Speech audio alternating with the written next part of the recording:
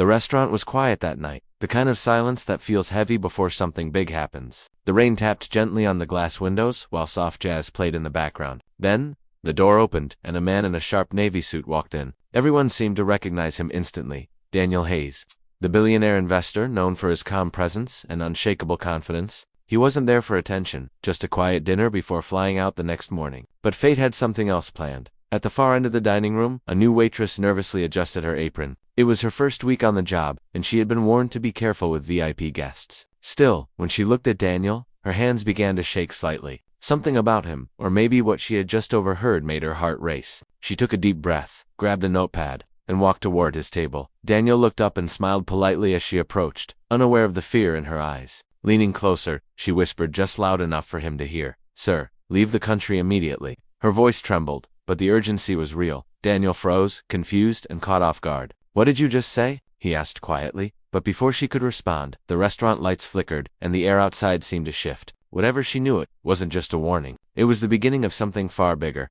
Daniel's eyes narrowed as he tried to read the young waitress's expression. Her face was pale, her breathing uneven. She looked around nervously, as if someone might be watching. He leaned back slowly, still calm on the surface, but his instincts were already alert. For a man who had built empires and faced ruthless business rivals, danger wasn't new. But this was different. There was fear in her eyes that couldn't be faked. "I'm sorry, sir," she whispered quickly, forcing a shaky smile as another waiter passed by. "Please, just act normal. They're watching." Daniel followed her glance toward a corner table where two men sat, pretending to read menus, but clearly not eating. One of them wore an earpiece, the kind used by private security or intelligence agents. The waitress stepped back, pretending to take another order, but her hands trembled. Daniel's mind raced. Had one of his recent deals gone wrong? Or was this connected to the international meeting he had attended in Geneva last week? He remembered a strange message that came to his phone that morning. A single line. Asterisk, "They know everything." Asterisk outside. Thunder rolled through the city. The lights flickered again, and a sudden gust rattled the windows. Daniel knew he had to stay calm, but every instinct told him to move. He looked back at the waitress, who mouthed silently. Asterisk now.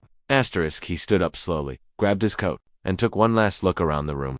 Unaware that someone had already followed his every move, Daniel stepped outside into the cool night air. The rain falling harder now, blurring the glow of the streetlights. He didn't head straight for his car. Something told him not to. Instead, he walked calmly down the block, his reflection rippling across the wet pavement. Every step echoed with uncertainty. The waitress's warning kept replaying in his mind. Asterisk, leave the country immediately. But why? And who were the men watching? Behind him, a dark sedan started its engine. Daniel didn't look back, but he noticed the faint sound of tires moving through water. He turned the corner and entered a nearby alley that led to a parking garage. He needed time to think. Pulling out his phone, he opened his secure messages, only to find them wiped clean. His security team hadn't done that. Someone else had access. Meanwhile, back inside the restaurant, the waitress, whose name was Emily, tried to stay calm as the two men stood up and paid their bill. She quickly slipped into the kitchen, pretending to fetch something, but her heart pounded. Months ago, she had stumbled across classified documents while cleaning a storage room in her old job. She didn't know what they meant then, until she saw Daniel's name listed under priority targets.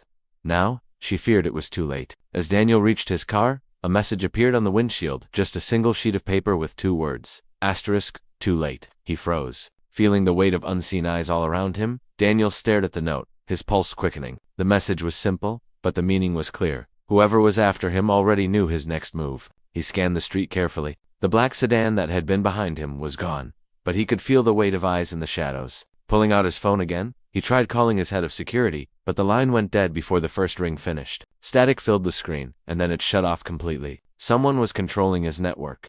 At that moment, a quiet vibration came from his pocket, a message from an unknown number. Asterisk, trust a waitress. She's the only one still on your side. His stomach tightened. How could someone know that so quickly? He looked back toward the restaurant, where faint light glowed through the rain. Emily, if she was truly involved, she was in danger too. Inside, Emily wiped her hands on her apron, trying to steady herself. She knew she had pushed too far by warning him. Her plan was to slip away quietly, but the two men were no longer in their seats, and one of them was standing near the exit, scanning the room. Panic clawed at her throat. Outside, Daniel started toward the back entrance, staying low beneath the awning. The rain masked his footsteps, but the silence around him felt alive. He could almost sense that someone was waiting not to follow him this time, but to stop him completely. As Daniel crept closer to the back entrance, he caught a flicker of movement near the dumpsters. A shadow shifted, and for a split second, a glint of metal flashed under the streetlight. He froze. But before he could react, a voice whispered from the darkness, "Don't move."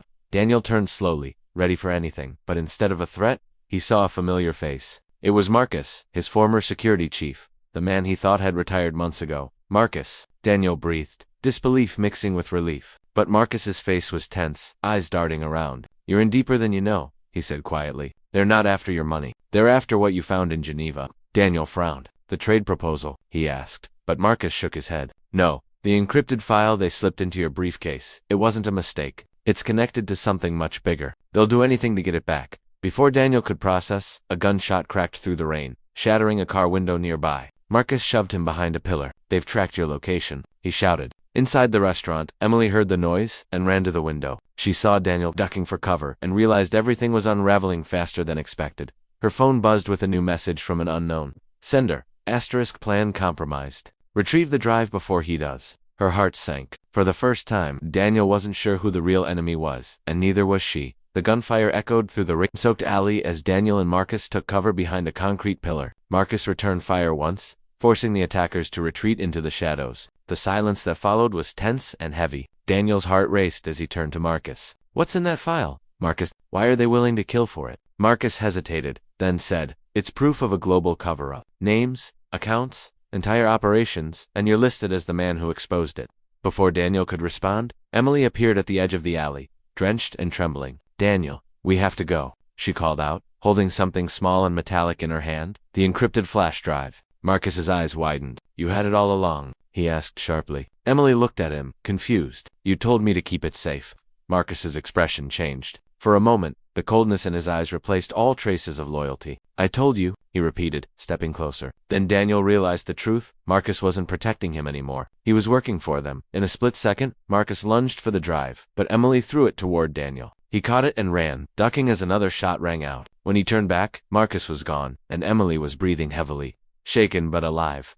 Daniel looked down at the flash drive, water dripping from his hand. On its surface, a single word was engraved, *truth. He finally understood. The file wasn't just dangerous. It was everything someone wanted to keep buried forever.